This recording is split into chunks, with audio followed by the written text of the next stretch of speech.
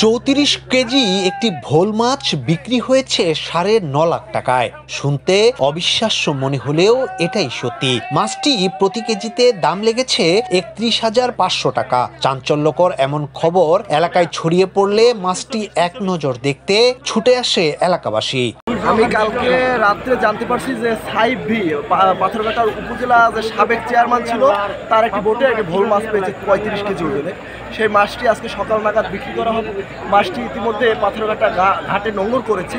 তো এই মাছটি আমি দেখতে এসেছি যে মাছটি যেহেতু 34 কেজি ওজনে, এর আগে এত বড় মাছ পাথরঘাটায় আর ওঠেনি। তো এই মাছটির আনুমানিক বাজার মূল্য 12 থেকে 13 লাখ টাকা হবে।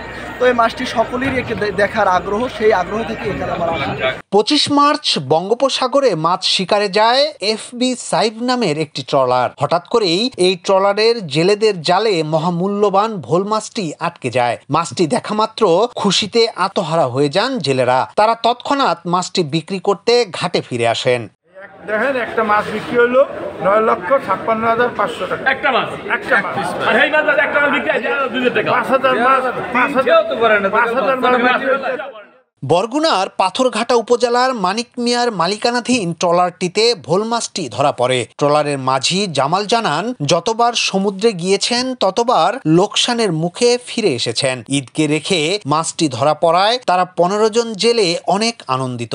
একটা সিজনে এই মাছ পাইছি, এই একটা 7টা ট্রিপ দিয়েছি, এই একটা মাছ পাইছি, এছাড়া কোনো মাছ পাইনি। আমার অনুভূতি খুবই ভালো লাগছে। এই 7টা ট্রিপ পর এই 6 ট্রিপ আগে গেছে, 6 ট্রিপ বাজার লস। 31,500 টাকা কেজি। মাছটার তো বেশি দাম না, দাম হইলে এর ভিতরে একটা কোট্টা আছে, কোট্টার দাম বেশি। আমার কাছে কিনাইছে, আমি কিনছি, আমি তার দিয়েছি, লস লাভ তার, আমার কোনো কিছু নাই। চিকিৎসা শাস্ত্রে ভোল মাছটির অপরিসীম গুরুত্ব রয়েছে বলে জানিয়েছেন পাথরঘাটা উপজেলা মৎস্য কর্মকর্তা হাসিবুল হক। জেলেরা যদি মৎস্য আইনগুলো মেনে চলে তাহলে এ ধরনের মাছ আরো পাওয়া যাবে বলে মনে করেন তিনি। মাছটা আসলে চিকিৎসা শাস্ত্রে খুবই গুরুত্বপূর্ণ একটা মাছ। মাছটা আসলে একটা অপ্রচলিত মাছ। এটা আমাদের জন্য একটা সুসংবাদ, জেলেদের জন্য একটা সুখবর। আসলে আমাদের বিভিন্ন সময় আপনারা জানেন যে নদী এবং সমুদ্রে যে অবরোধ থাকে, সামনে আমাদের 58 দিনের অবরোধ আছে। এই অবরোধের সুফলই হলো এই সব মাছগুলো। ইয়াসিন আলী, সোনালী নিউজ।